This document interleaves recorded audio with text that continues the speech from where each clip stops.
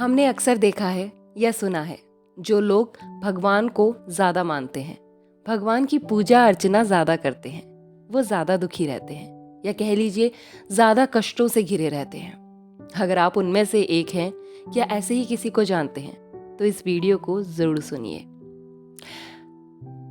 बात ये होती है कि क्या हम कोई ऐसी गलती करते हैं जिससे भगवान हमसे नाराज़ हो जाते हैं, या फिर गलती ही नहीं करते तो परेशान क्यों रहते हैं?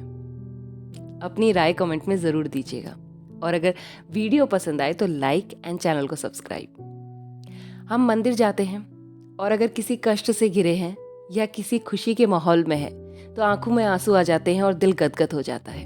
शायद उस समय हम उस मूर्ति में भगवान की प्रतिमा को साक्षात्कार देख रहे होते हैं।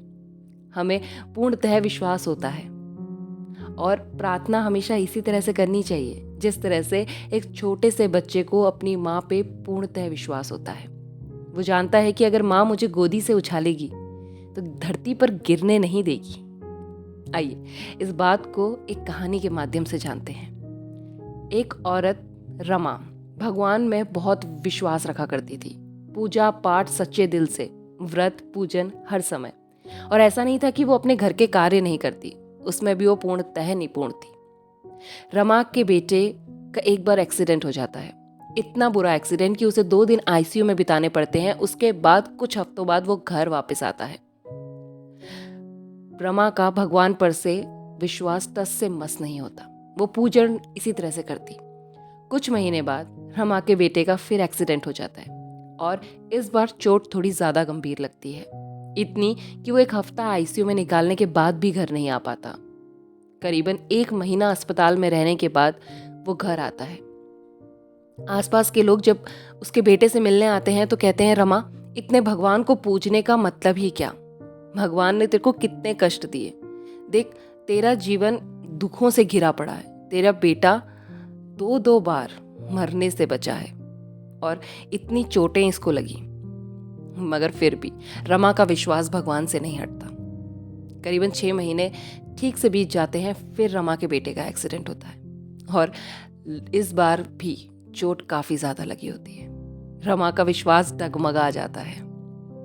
उसे उसकी एक सहेली बताती है कि तू जा और ज्योतिष को दिखा के अपनी बेटी की कुंडली, क्या पता वो कोई समाधान दे दे।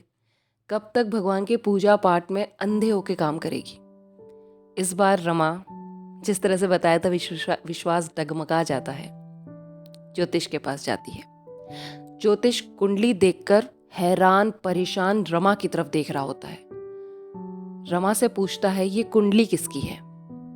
तो वो बताती है कि ये मेरे बेटे की है। वो पूछता है, आपका बेटा अभी कहाँ है? रमा बताती है कि वो कॉलेज गया हुआ है, लेकिन काफी परेशान रहता है क्योंकि 3 बार उसका एक्सीडेंट हो चुका है इसी साल में। वो पंडित रमा से जो बात कहता है उसे सुनते ही उसके पैरों के तले जमीन खिसक जाती है। वो रमा से कहता है कि तुम्हारा बेटा जिंदा है, इसके पीछे कोई चमत्कार है, क्योंकि कुंडली तो बता रही है कि उसकी कब का मृत्यु हो चुकी होती। कोई दिव्य शक्ति ही है जिसने उसको आज तक जिंदा रखा है। रमा का कह लीजिए आंखों से आंसू आने लग जाते हैं और रमा का दिमाग ठंडा जाता है। उसे कुछ समझ नहीं आ रहा होता है कि ये क्या हुआ। घर जाती है, चिंतन करती है और फिर भगवान के आगे दिया जलाती है।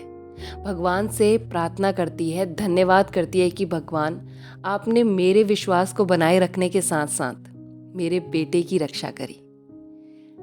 तो अगर कभी भी आप परेशानियों से घिरे हुए हैं तो इसका ये मतलब तो बिल्कुल भी नहीं कि भगवान आपको दुखी करना चाहते हैं। समझ जाइए कि भगवान जितने भी आपके कष्ट हैं, चाहे वो आपके पुनर्जन्म के हैं या इस जन्म के हैं, वो कर्मों के माध्यम से काटने की ही कोशिश कर रहे हैं। कष्ट आपको कम से कम दे रहे हैं। भगवान में विश्वास होना बहुत जरूरी है, और उस विश्वास में कोई चूक नहीं होनी चाहिए।